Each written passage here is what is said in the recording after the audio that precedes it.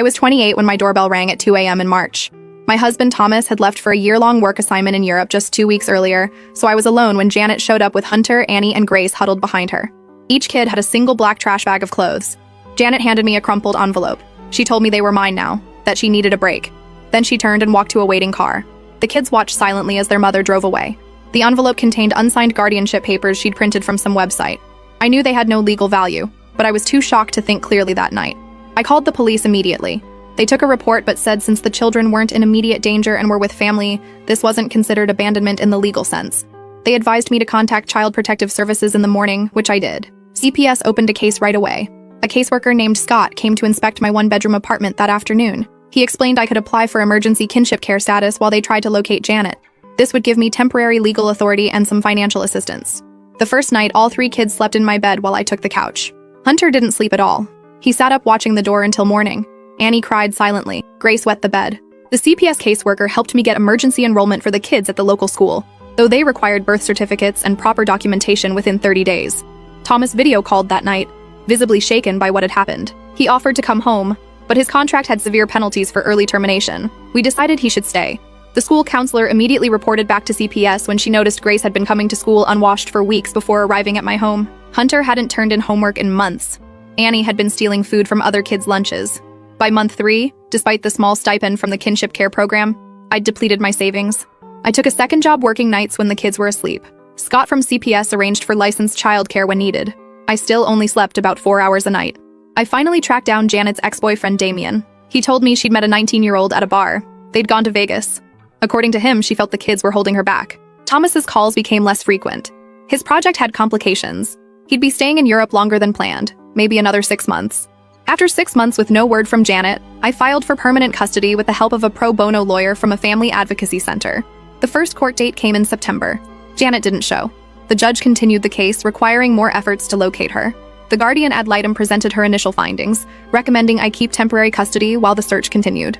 After the third missed hearing in December, the judge finally granted me full legal custody. The entire process had taken 9 months. In June, 15 months after she left, Hunter called me mom for the first time. The others followed. By the 18-month mark, Grace couldn't remember what Janet looked like. When I showed her a photo, she said, "That's not my mommy. You're my mommy." Thomas and I were growing apart, barely speaking once a month now. When he did call, he'd ask strange questions about whether I'd heard from Janet. Then, 2 years and 2 months after she'd left, Janet showed up at the kids' school. She was drunk, screaming at the front office that I'd stolen her babies. The school followed their safety protocol, calling both me and the police. She was arrested for public intoxication. I got a restraining order the next day. That night, she tried to break into our apartment at 3 a.m. The kids woke up terrified. Hunter stood in front of his sisters with a baseball bat. I called 911. Janet was arrested again, but released the next morning. I tried calling Thomas repeatedly for support. He didn't pick up for days. When he finally called back, he sounded strange, distant, said he couldn't talk long. Janet filed a petition to overturn my custody, claiming she'd changed and deserved her children back. The court scheduled a hearing and ordered supervised visitation assessment. When the kids saw her at the visitation center, all 3 had panic attacks. The supervisor terminated the visit immediately. 3 weeks ago, Janet filed a report with CPS claiming I was abusing the kids. Our familiar caseworker Scott came to investigate, along with a new colleague. They interviewed each child, checked the apartment, reviewed school and therapy records. The case was quickly dismissed as unfounded, but the damage was done. The kids were terrified they'd be taken away. Then Janet cornered me in the parking lot after work. She wasn't drunk this time. She looked pregnant. She told me she wanted her kids back. Her boyfriend had left her and she needed them now. I told her the kids were finally stable, that they had been legally adopted by me now, that she couldn't disappear for 2 years and expect to walk back into their lives. I noticed her stomach and asked who the father was. She smiled. "Your husband." I couldn't process what Janet said. My husband? Thomas? The father of her baby? Before I could even respond, Janet started laughing, this horrible, smug laugh that made my blood boil. She pulled out her phone and showed me texts between her and Thomas going back over a year. Apparently, they'd been in contact this whole time. While I was staying up all night with her traumatized children, she was texting with my husband. I told her she was full of shit, that Thomas wouldn't do that. But my hands were shaking so bad I could barely get my keys out. Janet just kept talking, saying how Thomas had been sending her money, how they'd meet up whenever he flew back to the States for business trips I didn't even know about. I just got in my car and locked the doors. Janet stood there banging on my window, screaming that she was going to tell everyone how I stole her kids and her man. I drove away with her still yelling in the rearview mirror.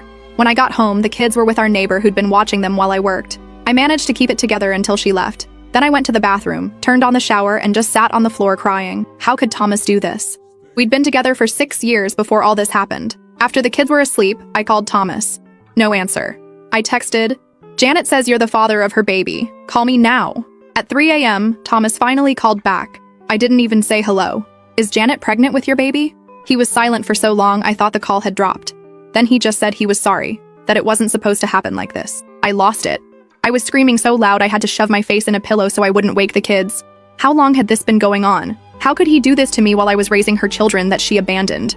Thomas said it started before he left for Europe. Janet had contacted him, said she needed money. He met up with her to give her some cash, and things happened. He swore it was just supposed to be a one-time thing, but then they kept talking. I asked if that's why his project in Europe kept getting extended. He admitted there was no extension. He just couldn't face coming home after what he'd done. Then he had the nerve to ask if the kids were okay, like he actually cared. I hung up on him. I couldn't sleep. I kept thinking about all those nights I was struggling to comfort 3 traumatized children while he was texting their mother, about how he'd been lying to me for years.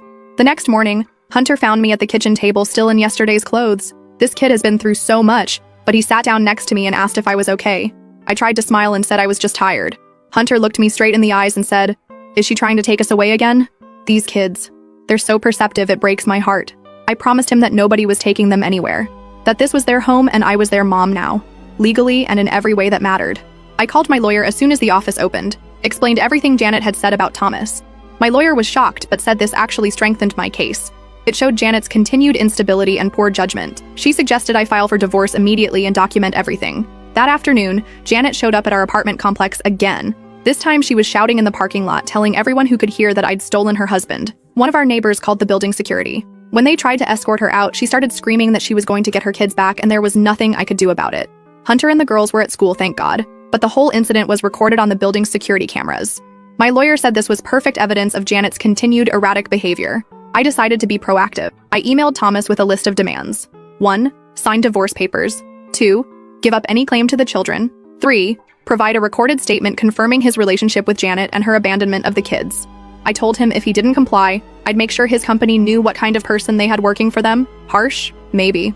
But I was done being nice. That night, I got a call from a number I didn't recognize. It was Damien, Janet's ex. He'd heard Janet was back and causing trouble. He wanted to warn me that when Janet was with him, she'd talk about getting her kids back someday. Not because she wanted them, but because she wanted the government benefits that came with them. He offered to testify about this if needed. The next day was Friday. I took a personal day from work and met with my lawyer to file the divorce papers. Afterward, I went to the school and updated their emergency contact information, explicitly stating that Janet was not authorized to pick up the kids under any circumstances. The principal pulled me aside. Apparently, Janet had called the school twice more, demanding information about the children's schedules.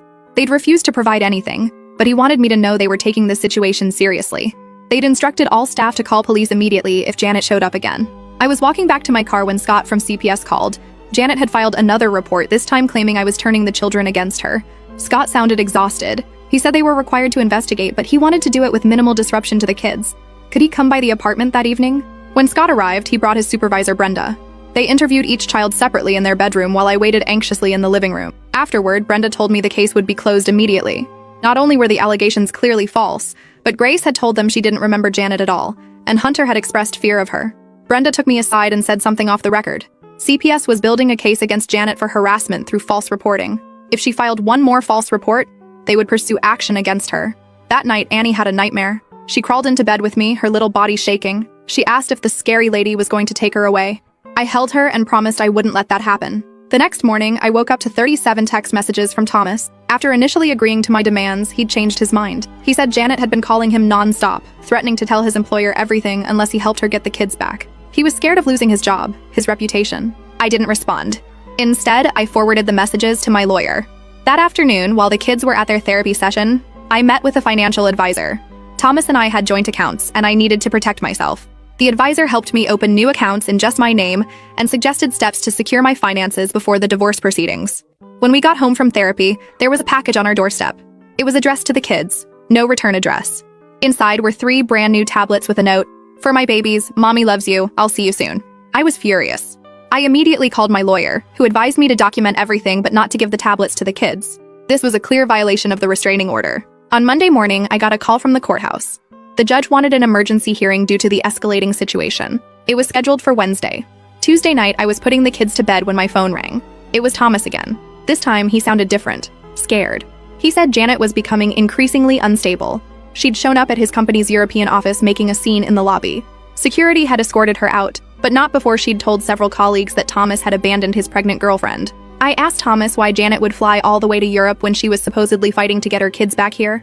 He hesitated, then admitted something that made my blood run cold. Janet wasn't actually pregnant. She'd been lying about that too, using it to manipulate both of us. And there was more.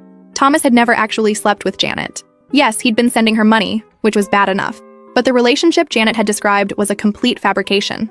I didn't know whether to believe him. Why would he admit to sending her money if he was going to deny the affair? It didn't make sense. Then Thomas said something that stopped me cold. The reason he'd been sending Janet money wasn't because they were having an affair. It was because she was blackmailing him. According to Thomas, Janet had caught him in a compromising situation with a co-worker at a company party before he left for Europe. Nothing had actually happened, but the photos she took made it look bad. Really bad. She'd threatened to send them to me and his boss if he didn't pay her. I was stunned. If this was true, it meant Thomas had been trying to protect his job and our marriage in his own misguided way. But it also meant he'd been lying to me for 2 years while I struggled to care for 3 traumatized children. I told Thomas I needed proof. He promised to send everything. Screenshots of threats, bank transfers, everything. At the emergency hearing on Wednesday, my lawyer presented all the evidence of Janet's harassment. The scene at school, the break-in attempt, the gifts sent to the children, the false CPS reports, the social media posts. The judge extended the restraining order and ordered Janet to undergo a psychiatric evaluation before any further custody proceedings. As we were leaving the courthouse, Janet was waiting in the parking lot. She started screaming that we were all liars, that Thomas had promised they would be together. A bailiff had to physically restrain her as she lunged toward me. That night, Thomas sent everything he'd promised. Hundreds of threatening texts from Janet, records of money transfers, even the original blackmail photos she'd used. They showed Thomas at a company party, drunk, with his arm around a female co-worker. They were just talking, but the angle made it look intimate. Janet had captioned them with lies about an affair that never happened. I was in shock. Part of me was relieved that Thomas hadn't betrayed me in the way I'd thought, but I was also furious that he'd kept this secret for so long. All those months of struggling alone, thinking he was just becoming distant, when actually he was being blackmailed. I showed everything to my lawyer the next day. She was as shocked as I was, but said this changed everything. With this evidence, we could push for termination of Janet's parental rights completely. We could also potentially pursue criminal charges for extortion. When I got home that evening, Hunter was waiting for me. He'd overheard part of my phone conversation with the lawyer. This kid, only 11 years old, but so grown up in so many ways, asked me directly, "Is my real mom trying to take us away for money?" I sat down with him and tried to explain the situation in terms he could understand, that sometimes grown-ups make very bad choices, and that his biological mother had done that, but that I was his mom now, and I would never let anyone take him or his sisters away. That night, I got an email from Thomas. Janet had been arrested trying to use a stolen credit card at a hotel near our apartment. The next morning, I woke up to breaking news. Thomas was flying back. He'd finally told his company everything, and they'd put him on immediate leave to deal with the situation. He'd be landing tomorrow. I had no idea how to feel about seeing him again. Part of me wanted to scream at him for lying for so long. Another part understood he'd been trying to protect himself and us from Janet's blackmail. But one thing was absolutely clear. These children were mine now. I'd been there through the nightmares, the therapy appointments, the school projects, the stomach flus. I'd held them when they cried for a mother who didn't want them. I'd built a family from the broken pieces Janet had left behind, and nobody, not Janet, not Thomas, not anyone, was going to take that away from me. I just had no idea what Thomas was planning to say when he arrived, or what Janet might do next, or whether I could ever trust my husband again after 2 years of lies. All I knew was that tomorrow would bring Thomas face to face with me and the children he'd been trying to protect from afar. And I had absolutely no idea what would happen next. Update. Hi everyone. I can't respond to everyone, but I'm reading all your comments. And yes, I'll give Hunter a high five from all of you. I spent all night cleaning the apartment like a maniac. Not because I wanted things nice for Thomas, but because I couldn't sleep and needed something to do with all my rage. By 5 a.m., even the baseboards were spotless, and I still hadn't decided if I was going to let him explain himself or just serve him divorce papers at the door. Hunter found me scrubbing the inside of the refrigerator when he woke up. Smart kid just silently started helping, wiping down shelves without asking questions. After a while, he said, "So Thomas is coming home today?" And I couldn't lie to him. These kids had been lied to enough. I told him yes, and that we had some things to figure out as a family. Hunter just nodded and said, "We're still going to be okay though, right?" And I promised him we would be, no matter what happened with Thomas. The kids went to school and I sat at the kitchen table staring at my phone. Thomas had texted his flight details. He'd be landing at 2:30 p.m. I didn't respond, just took the day off work and waited. Scott from CPS called mid-morning with an update. Janet was still in jail, but she'd made a call to our Aunt Margaret, who was now talking about coming to help sort things out. Scott warned me that Aunt Margaret had never been in the picture before, but legally she could potentially cause problems if she wanted to stir up trouble. Great. Just what we needed. Another family member suddenly interested in these kids after years of silence. When Thomas's Uber pulled up outside our apartment, I watched from the window. He looked terrible. I let him knock 3 times before opening the door. We just stared at each other for a moment, neither of us knowing what to say. Then he started crying. Actual tears. In 6 years, I'd never seen Thomas cry, not even at his father's funeral. I didn't invite him in right away.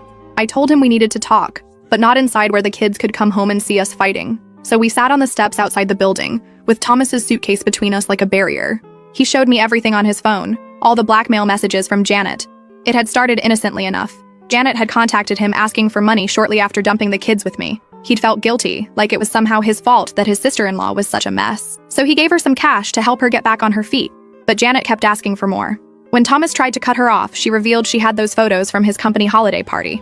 They weren't really incriminating, just him looking drunk with his arm around a female co-worker. But Janet had threatened to send them to his boss with a made-up story about an affair, along with other rumors that could damage his career. So he paid, and kept paying.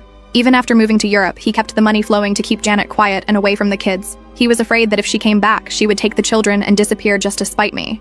I asked him why he didn't just tell me about the blackmail.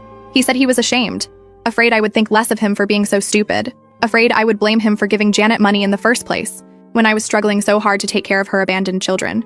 I did blame him for lying, for letting me think he was just growing distant when actually he was being drained by my sister's blackmail, for not trusting me enough to tell me the truth. We could have fought Janet together 2 years ago instead of me facing this nightmare alone. After about an hour of talking outside, I finally let Thomas come in. He looked around at all the changes, the bunk beds visible through the kids' bedroom door, the homework charts on the fridge, the family photos that didn't include him. He picked up a frame showing me and the kids at their school art show.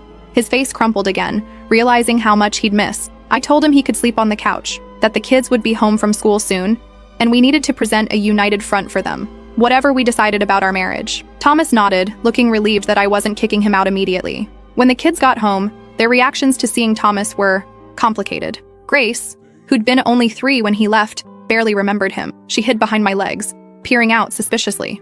Annie gave him an awkward wave but didn't approach for a hug. And Hunter just stared at him with this heartbreaking mix of anger and hope. Dinner was painfully tense. Thomas tried too hard, asking about school and activities like he'd just been gone for a week instead of years. The kids answered politely, but without enthusiasm. I caught Hunter watching us, trying to figure out what was really going on between the adults.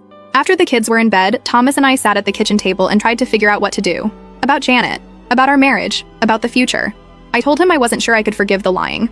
Even understanding why he did it, 2 years of deception was a lot to overcome. Thomas said he would do anything to earn back my trust. Go to counseling, transfer back to a job in the States, whatever it took. In the middle of our conversation, my phone buzzed. A text from an unknown number. "This is Margaret, your aunt. I need to see Janet's children. Call me." I showed Thomas and his face hardened. He said Aunt Margaret had never once checked on the kids in the 2 years since Janet left them. Not a birthday card, not a phone call, nothing. Now she wanted to see them? It was suspicious timing. The next morning, while Thomas took the kids to school, an awkward but necessary step toward normalcy, I called Margaret. She started with fake pleasantries, then quickly revealed her real purpose. Janet had told her that I had stolen her children, and she wanted to help Janet get them back. I tried to explain the reality, how Janet had abandoned the kids, disappeared for 2 years, and was now in jail for multiple offenses. Margaret refused to believe any of it. In her mind, Janet was the victim, and I was the villain who had somehow manipulated the courts and CPs to steal her sister's children. When I hung up, I was shaking with anger. Thomas came back from the school drop-off looking troubled. He said Hunter had barely spoken to him in the car, and when they arrived at school, Hunter had jumped out without saying goodbye. I wasn't surprised. Hunter had been the one most affected by Thomas's absence, old enough to understand abandonment but too young to process it healthily. That afternoon, I had to work, so Thomas picked the kids up from school and brought them to their therapy appointment. Dr. Morris, their therapist, had agreed to meet Thomas and assess how his return was affecting the children. When I got home from work, Thomas was making dinner with Annie, teaching her how to make pasta sauce from scratch. It was the first time I'd seen any of the kids engage with him willingly since his return. Grace was coloring at the table, occasionally asking Thomas to look at her work, but Hunter was nowhere to be seen. I found him in the bedroom, headphones on, angrily playing a game on his tablet. When I sat on the edge of his bed, he pulled his headphones off and asked me straight out, "Is Thomas staying?" I told him honestly that I didn't know yet, that Thomas and I had a lot to work through, but that none of it was Hunter's fault or responsibility. Hunter just put his headphones back on and turned away from me. The next day was Saturday. Thomas suggested taking the kids to the park, trying to establish some normalcy. It went okay until we ran into one of Hunter's friends and his mom. When she realized who Thomas was, she gave him the coldest look I've ever seen. Later, she texted me asking if I was really taking him back after what he did. Word had gotten around about Thomas's absence, and people had drawn their own conclusions. When we got home, there was a voicemail. Janet wanted to speak with me. Janet sounded different on the phone, subdued. She said she wanted to apologize. That being in jail had made her realize she needed help, that she was going to plead guilty and ask for rehab instead of prison time. She said she would sign away her parental rights if I would just bring the kids to visit her once before she went away for treatment. I didn't believe her sudden change of heart for a second. I told her I would discuss it with my lawyer and hung up. Thomas, who had been listening to my side of the conversation, said it was obviously another manipulation tactic. Janet had never taken responsibility for anything in her life. That night, while Thomas was in the shower, Hunter came to me with tears in his eyes. He asked if we were going to have to see her again, if the court could make us go back to Janet. I held him tight and promised that would never happen, that I was his mom now, legally and forever. He clung to me like he was drowning, and I realized how terrified he still was beneath his tough exterior. Friday morning, I got a call from Scott. Janet was being released. She had accepted a plea deal that included probation, rehab, and a restraining order that kept her away from us and the school. But she would be out, and likely staying with Aunt Margaret. I felt sick. Thomas found me sitting on the bathroom floor, trying not to throw up from anxiety. He sat down next to me, not touching, just being there. He said we would get through this, that he wouldn't leave again, that he would do whatever it took to protect me and the kids. I wasn't sure I believed him yet, but I was too exhausted to fight anymore. I leaned against his shoulder and let myself cry for the first time since he'd returned. That afternoon, I met with my lawyer to discuss next steps. She said that given Janet's criminal record, history of abandonment, and the children's clear attachment to me, her chances of regaining custody were virtually non-existent. But she warned that Janet and Margaret might still cause problems, showing up at school or activities, harassing us on social media, filing frivolous reports with CPS. We discussed the possibility of moving, finding a bigger place in a different school district, farther from where Janet and Margaret lived. It would be disruptive for the kids, but maybe safer in the long run.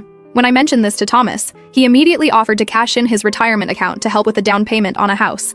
It was the first practical, tangible offer of support he'd made, and it caught me off guard. Saturday morning, Hunter had a soccer game. Thomas and I took all the kids, trying to maintain their normal routines despite the chaos swirling around us. In the middle of the game, I noticed a woman watching from the far side of the field. She was trying to be inconspicuous, but I recognized her immediately. Aunt Margaret. I pointed her out to Thomas, who immediately walked toward her. I couldn't hear their conversation, but I saw her back away as he approached, then hurry to her car. When he returned, Thomas said he'd made it clear that if she or Janet came near the kids again without court approval, we would file for a restraining order against her too. That night, after the kids were asleep, Thomas and I finally had the conversation we'd been avoiding.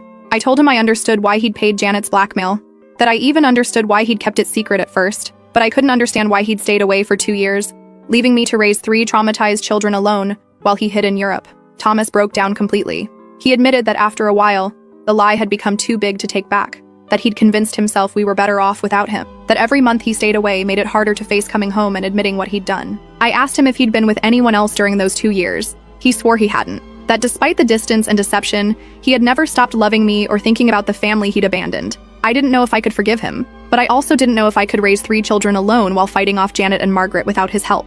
The practical reality was that we needed each other, whatever was left of our marriage.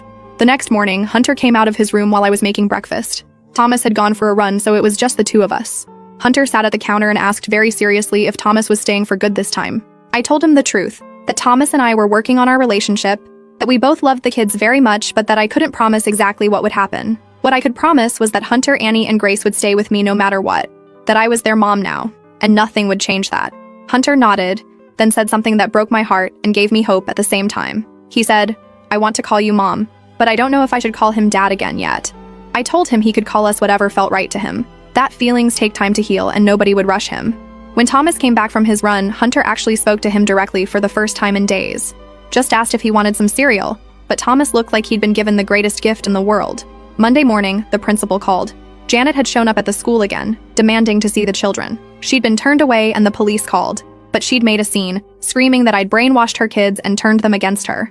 The restraining order violation meant Janet would likely be going to jail again instead of directly to rehab. My lawyer called to confirm this, saying that Janet's erratic behavior was actually strengthening our case for permanent termination of her parental rights. Then I got a text just before midnight from Damien of all people, warning me that Janet had been released on bail again and was telling people she had proof that would destroy me and get her kids back. Last update, I couldn't sleep after Damien's text. What proof could Janet possibly have? Thomas and I stayed up half the night going through every possibility. Had he said something in their messages that could be twisted? Had I made any mistakes in the custody process? Was she just bluffing to cause more chaos? By morning, we were exhausted but no closer to answers. I got the kids ready for school while Thomas made calls to our lawyer. No one had any new information. At drop-off, I noticed a car I didn't recognize idling across from the school. My paranoia was through the roof, so I reported it to the front office. They assured me their security protocols were still in place, but I couldn't shake the feeling that Janet was watching, waiting. I was supposed to be at work, but couldn't focus. Instead, I met Thomas at our lawyer's office to discuss next steps. As we were talking strategy, my phone rang. The school. It wasn't what I feared. Grace had thrown up in class, nothing serious, but I needed to pick her up. Thomas offered to go, but I wasn't ready to add him to the approved pickup list yet. Trust was still fragile. When I arrived, Grace was curled up in the nurse's office looking miserable but not dangerously ill. As I signed her out, the secretary pulled me aside. Janet had called the school again, this time claiming to have medical records showing the children were on medications I wasn't administering properly. It was a complete lie, but the school had to document it. I was furious. Using the children's health as a weapon was a new low, even for Janet. The principal assured me they weren't taking the claims seriously, but I could see the doubt in the secretary's eyes. At home, I tucked Grace into bed and called the pediatrician to document that the kids weren't on any daily medications just in case. Then I called Scott at CPS to report Janet's latest tactic. He sighed, adding it to what was becoming a very thick file. Thomas came back from the lawyer with news. They'd filed an emergency motion to suspend Janet's probation based on the continued harassment. The hearing was set for Friday, just 2 days away. Wednesday night, we got our answer about Janet's proof. Damien called again. He'd met Janet for coffee, pretending to be sympathetic to her cause. She'd shown him what she had, screenshots of messages between Thomas and Janet over the past 2 years, carefully edited to make it look like they were having an affair. The messages were real. Thomas had been communicating with her for the blackmail payments, but Janet had deleted her threats and edited the conversations to change the context completely. She also had bank records showing Thomas's transfers, which she planned to present as support for their relationship. I felt sick, but our lawyer wasn't worried. The full message history on Thomas's phone would easily disprove Janet's claims. The problem was the damage she could do in the meantime by showing these edited screenshots to people who knew us. Thursday morning, my worst fears were confirmed. I woke up to dozens of notifications. Janet had created a public Facebook group where she'd posted her doctored evidence. She'd added neighbors, school parents, even my coworkers. The comments were horrifying. People I thought were friends were expressing shock and sympathy for Janet. Others were calling Thomas disgusting names. It was a nightmare. Thomas looked devastated when I showed him. This was exactly what he'd been paying Janet to prevent for 2 years. Public humiliation and accusations. Now it was happening anyway, and worse than he'd imagined. The kids' school called again. The principal wanted to know if we needed additional support. Hunter had overheard some comments from classmates and gotten into a shouting match defending me. I picked all 3 kids up early. On the drive home, Hunter was quiet until we pulled into our parking spot. Then he asked, "Is what the kids at school are saying true? That Thomas is actually their dad?"